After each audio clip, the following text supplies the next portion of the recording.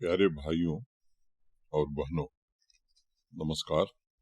सबसे पहले मैं राजौरी में हुए कायराना आतंकी हमले में शहीद नागरिकों के प्रति श्रद्धांजलि अर्पित करता हूँ। पाकिस्तान द्वारा नौजवानों, महिलाओं और बच्चों को निशाना बनाया गया था। पूरे देश में इस घटना को लेकर आक्रोश है।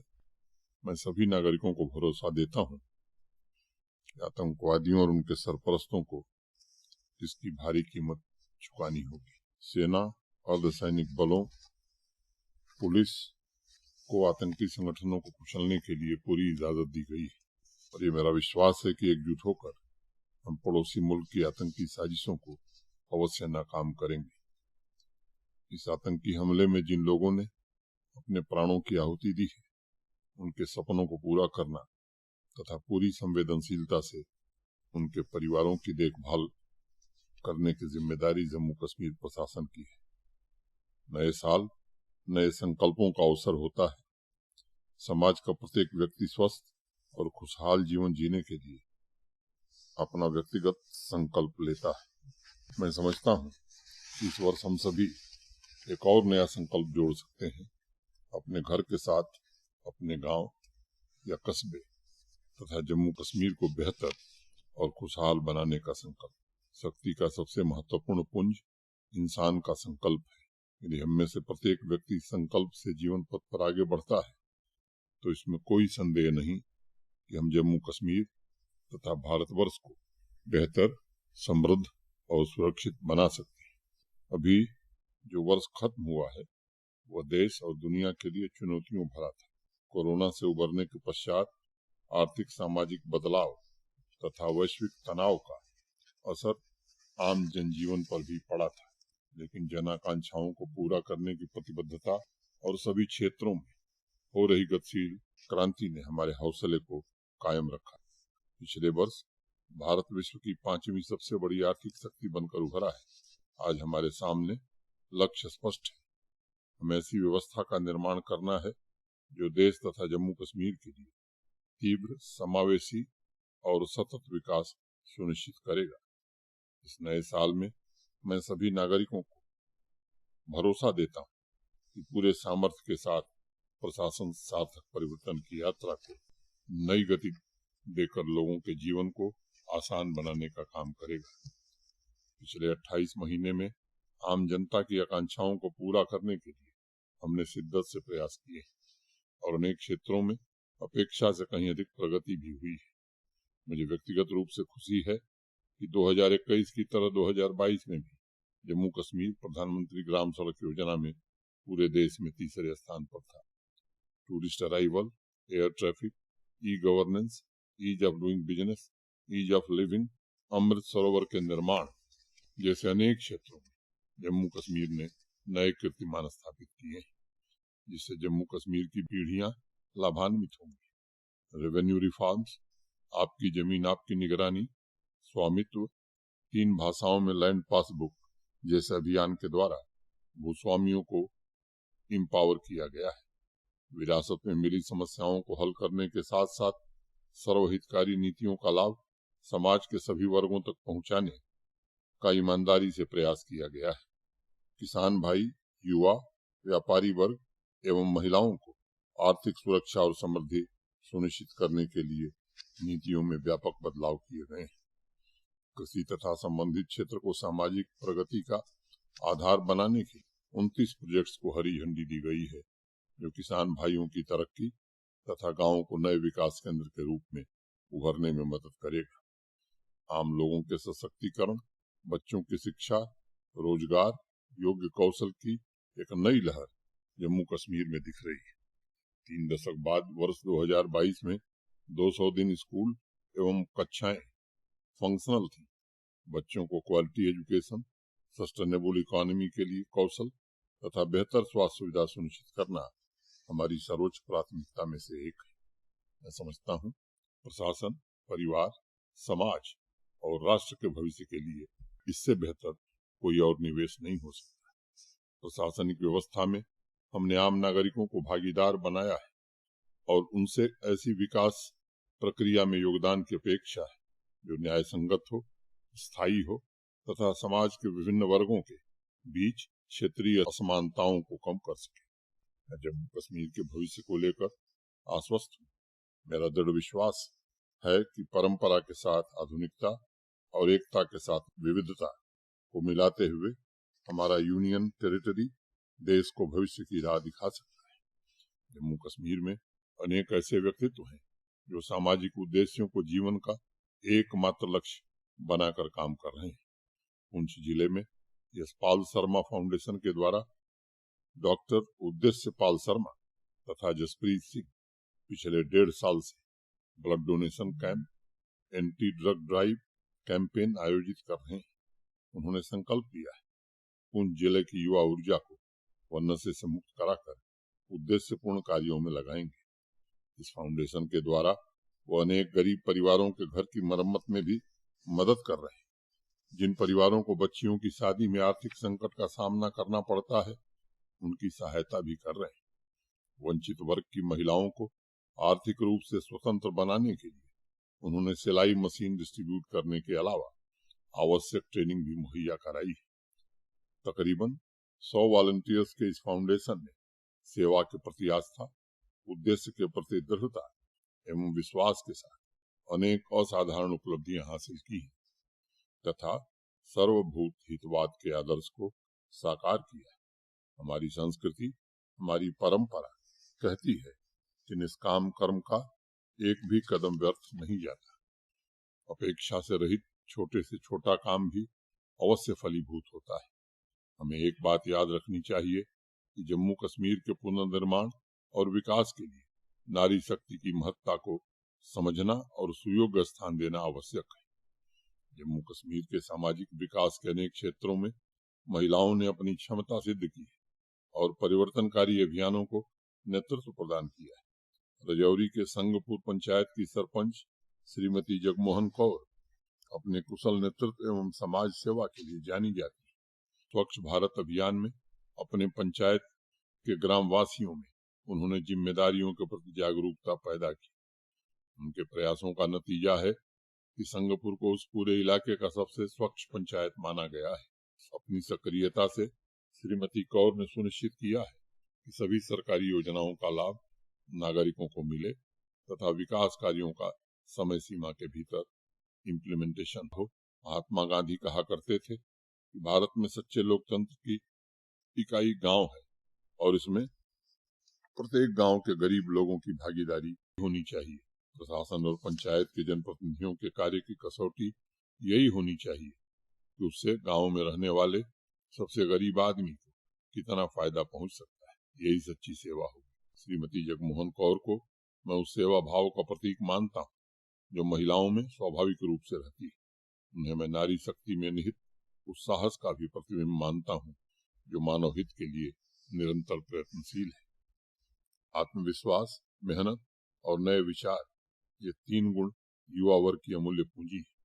पिछले कुछ वर्षों में जम्मू कश्मीर के युवाओं ने नई ऊर्जा, नए उत्साह के साथ समाज जागृत बनाने में महत्वपूर्ण भूमिका निभाई। बडगाम के 2 नौजवान जाहिर हुसैन तथा आकिब बाबा ने वंचित वर्ग के स्टूडेंट्स के लिए एक लाइब्रेरी की स्थापना की है। जाहिद और आकिब दोनों पेशे से इंजीनियर हैं।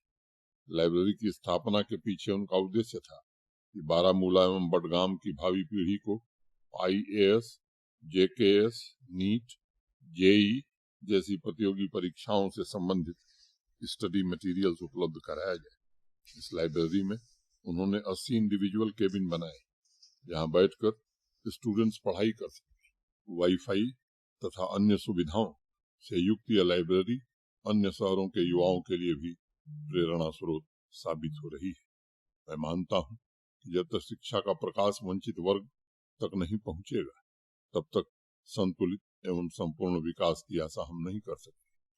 प्रशासन द्वारा अनेक ऐसे स्कॉलरशिप तथा कोचिंग के कार्यक्रम चलाए जा रहे हैं जो वंचित वर्ग के बच्चों तथा युवाओं को अधिक क्षमता प्रदान कर रहे हैं। लेकिन ये सच है कि इस व्यवस्था में उन्नति की संभावना तभी बढ़ेगी जब समाज में इस प्रकार के प्रबुद्धजन आगे आकर प्रशासन के प्रयासों को मजबूती प्रदान करेंगे। समाज के सभी नागरिकों को एक व्यापक और विस्तृत दृष्टिकोण लेकर चलना होगा, जिससे वर्तमान में उपलब्ध सभी सुविधाओं से वह नई पीढ़ी को सुसज्जित कर सके। इस तरह के निष्काम सेवा अभियान में प्रशासन की तरफ से हर संभव सहयोग का मैं सभी नागरिकों को भरोसा देता हूँ। आज जम्मू कश्मीर ऐसे दौर में पहुंच गया है जहां व्यवस्था में बदलाव ने सामाजिक परिवर्तन को नई दिशा दी है। महिला सशक्तिकरण ने नारी क्षमता को समाज में उचित स्थान प्रदान किया है। कुपवाड़ा की 2 महिला इंटरप्रेन्योर्स सुश्री जमरूदा तथा सुश्री जीनत इसका जीता जागता उदाहरण है। जमरूदा ने अपने इंटरप्राइज द्वारा महिलाओं की गरिमा और सम्मान को नई पहचान दी और अपने इलाके में 25 अन्य स्किल्ड और सेमी स्किल्ड लोगों को रोजगार के अवसर भी उपलब्ध कराए। जीनत स्टील फर्नीचर मैन्युफैक्चरिंग का कारोबार चला रही और उन्होंने आधे दर्जन से ज्यादा लोगों को रोजगार भी उपलब्ध कराया है। नारी शक्ति की यह उपलब्धियां जम्मू कश्मीर में आर्थिक सिद्धि की राह में अनुकूल वातावरण की प्रतीक है। मजबूत अर्थव्यवस्था एवं भविष्योन्मुख पॉलिसी से लोगों में नया आत्मविश्वास पैदा हुआ है।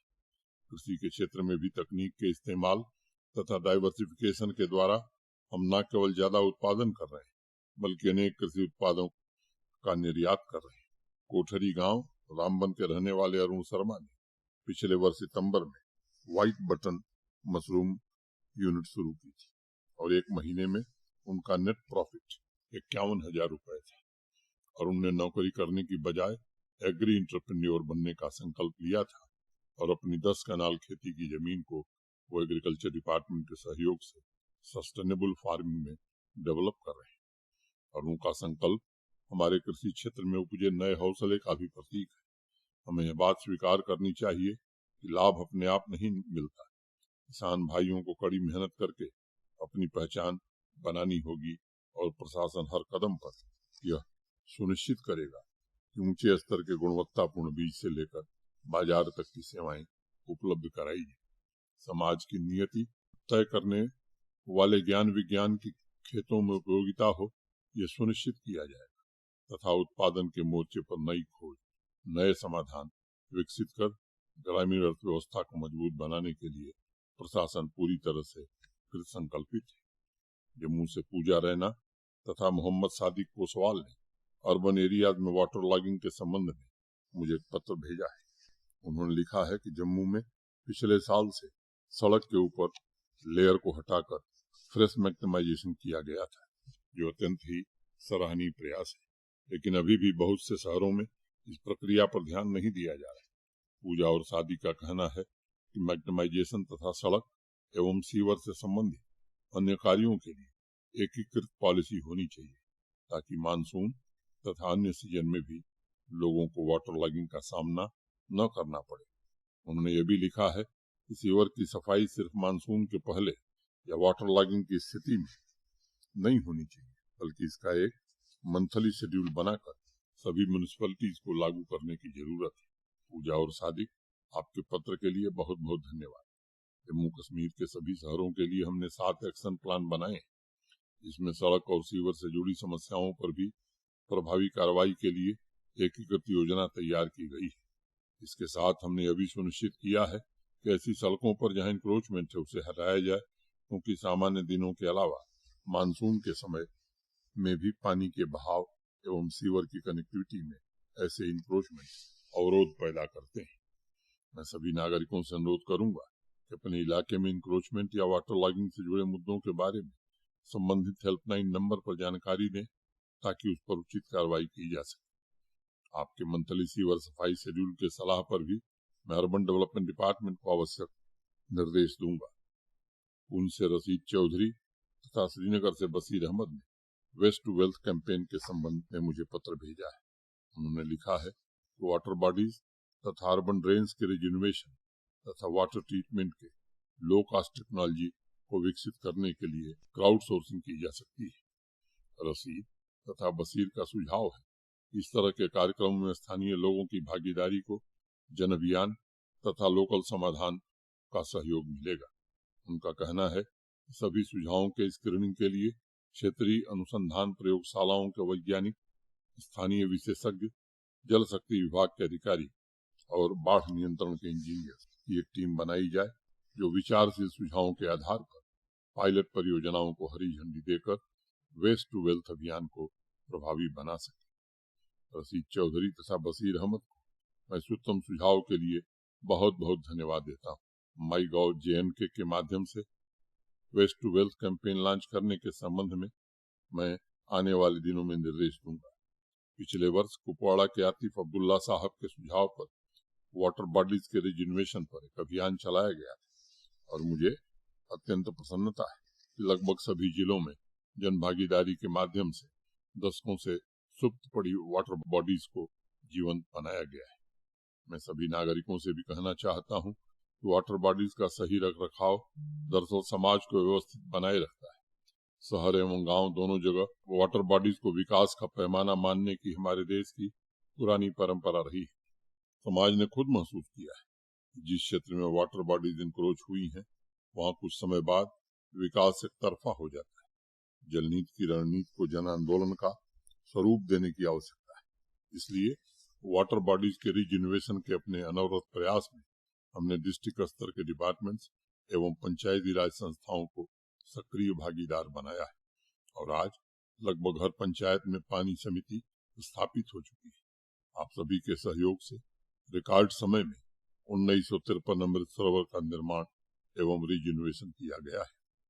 प्रशासन बुनियादी ढांचे के विकास तथा प्राकृतिक संरक्षण की तात्कालिकता को ध्यान में रखते हुए कदम उठा रहा है। मेरा सभी नागरिकों से आग्रह है कि प्रतिबद्धता के साथ इस प्रक्रिया में अपना योगदान करें।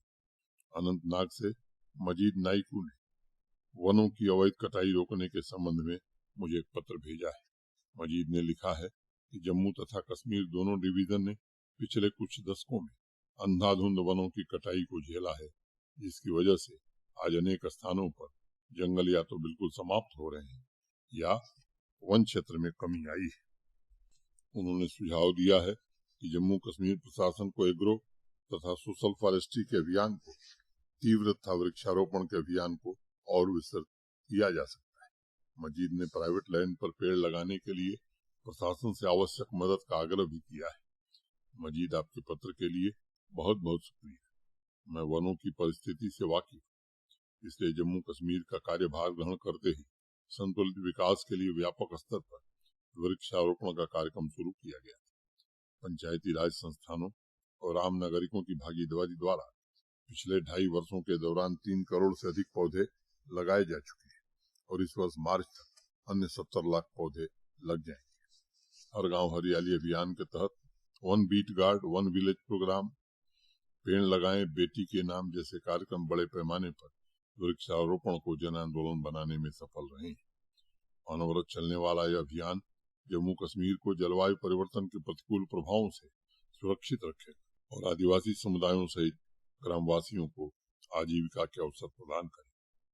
आज जम्मू कश्मीर के 50% से ज्यादा भौगोलिक क्षेत्र में वन और वृक्षों का आवरण है, जो कृषि, जल संसाधन, औद्योगिक विकास, पर्यटन क्षमता, पर्यावरणीय स्थिरता में महत्वपूर्ण भूमिका निभा रहा है।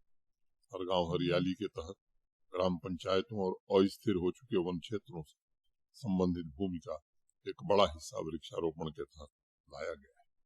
अवैध वनों की कटाई के खिलाफ प्रशासन जीरो टॉलरेंस की नीति पर काम कर रहा है और मैं सभी नागरिकों को भरोसा देता हूं कि प्रशासन पर्यावरण संरक्षण के साथ विकास की नीति पर ही काम करेगा और ऐसे लोगों के खिलाफ कठोर कार्रवाई की जाएगी जो प्रकृति की संपदा को नुकसान पहुंचाने की कोशिश कर रहे हैं।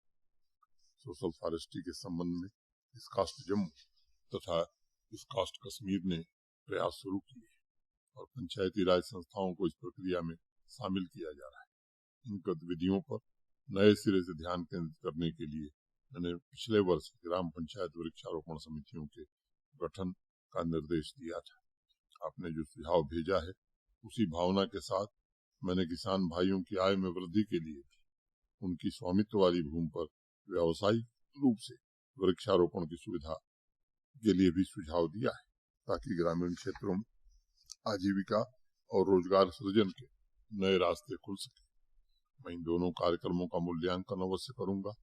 साथ ही मैं सभी वर्ग के लोगों, सरकारी विभाग और पंचायती राज संस्थाओं के प्रतिनिधियों से अपील करता हूँ कि वे जम्मू कश्मीर के ग्रीन कवर की सुरक्षा एवं विस्तार के लिए ग्रीन प्लांटेशन ड्राइव में सक्रिय रूप से भाग लें। जम्मू से राजेश्वर सिंह जामवाल ने शहरों में स्मार्ट सिटीजन कॉन्सेप्ट के प्रमोशन के संबंध में एक सुझाव भेजा है। उन्होंने लिखा है कि बिना स्मार्ट सिटीजन के स्मार्ट सिटी की कल्पना बेमानी है और सभी इम्यूनिटी सुनिश्चित करते हुए प्रशासन का प्रयास पब्लिक इंगेजमेंट, पब्लिक अवेयरनेस पर भी होना चाहिए ताकि लोग इस बात को समझ सकें कि स्मार्ट सिटी और स्मार्ट सिटीजन एक दूसरे के पूरक हैं और बिना सिविक ड्यूटी के सुविधा का स्थायी प्रबंध नहीं किया जा सकता है। राजेश्वर जी ने जन सहयोग तथा डूज और डोंट्स के लिए एक स्मार्ट सिटीजन किट के वितरण का भी सुझाव दिया है ताकि लोग नियमों का पालन करें और एक सजग नागरिक की भूमिका का निर्वहन करें। राजेश्वर जी, आपके पत्र के लिए बहुत बहुत धन्यवाद। आपका सुझाव अत्यंत उपयोगी है और शायद हर नागरिक कहीं न कहीं इस बात को महसूस करता है। साधनों का निर्माण तो हो सकता है लेकिन बिना जिम्मेदारी के उसका संरक्षण नामुमकिन है। आदरणीय प्रधानमंत्री जी ने जब स्मार्ट सिटी योजना शुरू की थी तब उन्होंने स्मार्ट सिटी मिशन को जन आंदोलन में बदल देने का आह्वान किया था और सभी नागरिकों की सक्रिय भूमिका की भी चर्चा की थी। प्रशासन जम्मू तथा श्रीनगर में अर्बन एमिनिटीज के लिए अथक प्रयत्न कर रहा है। हमने door to door garbage collection भी शुरू कराया है, लेकिन कुछ दिन पहले ही जम्मू के अखबारों में एक रिपोर्ट आई थी कि बहुत बड़ी आबादी अपने घर के गार्बेज को कलेक्शन वैन में नहीं डाल रही बल्कि सड़कों पर फेंक दे रही। इस तरह की घटनाएं शहर की आत्मा को झकझोरती और उस स्वच्छता की प्राचीन परंपरा को भी ठेस पहुंचाती है। मैक्सिमम गवर्नेंस का मूल आधार यही है, लोगों का प्रशासन के दफ्तर से कम आमना सामना हो तथा उन्हें घर बैठे सारी सुविधा उपलब्ध कराई जाए। Door to door garbage collection उसी दिशा में एक प्रयास है ताकि घर तथा समाज दोनों स्वच्छ और स्वस्थ रहे। स्मार्ट सिटी का उद्देश्य शहरों को सशक्त बनाना है, लेकिन यह उद्देश्य तब तक अधूरा रहेगा जब तक हर एक नागरिक अपने कर्तव्यों का निर्वहन नहीं करता है। स्मार्ट सिटी लोगों को बुनियादी सुविधाएं और रोजगार का अवसर प्रदान करके समग्र विकास की प्रक्रिया को तीव्र करने का भी एक माध्यम है, लेकिन ये तभी संभव है जब हमारा शहर स्वच्छ और स्वस्थ हो। इसकी बड़ी जिम्मेदारी आम नागरिकों के कंधों पर है। मैं स्मार्ट सिटीजन किट के आपके सुझाव पर अर्बन डेवलपमेंट डिपार्टमेंट को समीक्षा करने तथा आवश्यक कार्रवाई का अवश्य निर्देश दूंगा। प्यारे भाइयों और बहनों, जागरूकता एक्शन की पहली सीढ़ी मंजिल नहीं है, इसलिए कृष्ण ने अर्जुन को सांख्य योग और कर्म योग दोनों से परिचित कराया। अगर कोई व्यक्ति बीमार है तो उस बीमारी को जानना जरूरी है, लेकिन उसका इलाज भी उतना ही आवश्यक है। मैं मानता हूँ कि शहरों को स्मार्ट बनाने में जन भागीदारी सबसे महत्वपूर्ण आधारों में से एक है। आम लोगों के विचारों और व्यवहारों में समानता यह सुनिश्चित करती है कि सेवा में उठे हर कदम समाज के लिए लाभकारी हो। आज तमाम माध्यमों के जरिए जन जागरण अभियान चलाया जा रहा है, लेकिन जागरूकता को कर्म से जोड़ने का दायित्व आपका है। जिस दिन शहर को स्वच्छ रखने के उद्देश्य से समाज का सभी वर्ग जुड़ जाएगा, उस दिन हम सकारात्मक बदलाव जरूर महसूस कर सकेंगे। एक छोटी सी कहानी है। पुराने समय में एक राजा ने अपनी विजय यात्रा के दौरान एक संत के बारे में सुना। राजा के मंत्रियों ने कहा कि वो बहुत पहुंचे हुए संत और आपको उनसे जरूर मिलना चाहिए। राजा ने एक दिन समय निकालकर संत से मिलना तय किया। वो पहाड़ी पर स्थित संत के आश्रम पहुंचे। आश्रम के गेट पर एक व्यक्ति लकड़ियां काट रहा था। राजा ने संत का नाम लेते हुए कहा कि वो उनसे मिलने आया है। उस व्यक्ति ने लकड़ियां काटनी बंद की और राजा की तरफ देखकर कहा कि आप सामने झोपड़ी में चले जाइए और वो संत आपको वहीं मिलेंगे। जब राजा वहां से जाने लगा तो लकड़ी काट रहे उस व्यक्ति ने तेज आवाज में कहा कि आप उस झोपड़ी में इत्मीनान से बैठिएगा, लेकिन किसी सामान को हाथ मत लगाइएगा। ये संत का आश्रम है, उनकी जब मर्जी होगी वह तब आएंगे। राजा बड़ा हैरान हुआ, लेकिन वहां से चुपचाप झोपड़ी में चला गया। आधे घंटे बाद लकड़ी काटने वाला वही व्यक्ति आया और संत के आसन पर बैठ गया। राजा फिर हैरान हुआ और बड़े आश्चर्य से संत की तरफ देखने लगा। तब संत ने कहा कि आपको हैरान होने की जरूरत नहीं है, हम अभी थोड़ी देर पहले ही मिले थे जब मैं लकड़ी काट रहा था, और मैंने ही आपको झोपड़ी में बैठने को कहा था। राजा ने पूछा, लेकिन उस समय आपने क्यों नहीं बताया कि आप ही वह संत थे? संत ने कहा, क्योंकि उस समय मैं सिर्फ एक लकड़ी काटने वाला था, और मैं अपने काम में इतनी तल्लीनता से लगा था कि उस समय मेरे अंदर संत के लिए जगह नहीं थी। लकड़ी का काम खत्म हो गया और अब मैं नहा धोकर आपके साथ बैठा। अब मुझे संत होने का दायित्व निभाना है। अब लकड़ी काटने वाले की जगह नहीं। आप बताइए कैसे आना होगा? राजा ने कहा कि मैं तो सब भूल गया। आपको लकड़ी काटते देखकर मुझे बहुत आश्चर्य हुआ। क्या आपके शिष्य नहीं है? संत ने कहा, सैकड़ों शिष्य, और वह जंगल में नए पेड़ लगाने और खेती के कामों में व्यस्त है, लेकिन तब भी लकड़ी काटना इतना सुखद काम है कि वह किसी शिष्य को नहीं करने देना चाहता। संत ने आगे कहा, वह ध्यान और कर्म दोनों को जानता है, लेकिन वास्तविक रूप से तभी फलीभूत होंगे जब जीवन के कर्तव्य का क्षण शामिल हो जाए। इसलिए हमारी परंपरा कहती है कि जानने के पश्चात कर्म की कुशलता ही योग है, और सिर्फ व्यक्ति नहीं बल्कि समाज के परिवर्तन का भी सबसे अचूक माध्यम कर्तव्यों का निर्वहन ही है। श्रीनगर से गुलाम मोहिउद्दीन ने पोल्ट्री सेक्टर में रिफॉर्म के संबंध में मुझे एक पत्र भेजा है। उन्होंने लिखा है कि प्रशासन को पोल्ट्री सेक्टर को प्रमोट करने के लिए एकीकृत योजना शुरू करनी चाहिए, जिसमें नए एंटरप्रेन्योर्स के लिए आवश्यक ट्रेनिंग तथा कैपेसिटी बिल्डिंग का कार्यक्रम शुरू किया जा सके। गुलाम साहब, आपके पत्र के लिए बहुत बहुत धन्यवाद। Holistic development of agriculture and allied sector के तहत जिन 29 प्रोजेक्ट्स को अभी दिसंबर में स्वीकृत किया गया है, उसमें पोल्ट्री सेक्टर से संबंधित प्रोजेक्ट को भी शामिल करके इसके रिफॉर्म के लिए विस्तृत इम्प्लीमेंटेशन फ्रेमवर्क तैयार किया गया है। वर्तमान में जम्मू कश्मीर फूड कंजम्पशन का 50% पोल्ट्री मीट तथा 80% एग दूसरे राज्यों से आयात करता है। हम जिस प्रोजेक्ट पर काम कर रहे हैं उसके जरिए अगले 5 साल में 1 करोड़ पोल्ट्री पालन करेंगे तथा लगभग 6500 मीट्रिक टन अतिरिक्त पोल्ट्री मीट का उत्पादन कर सकेंगे।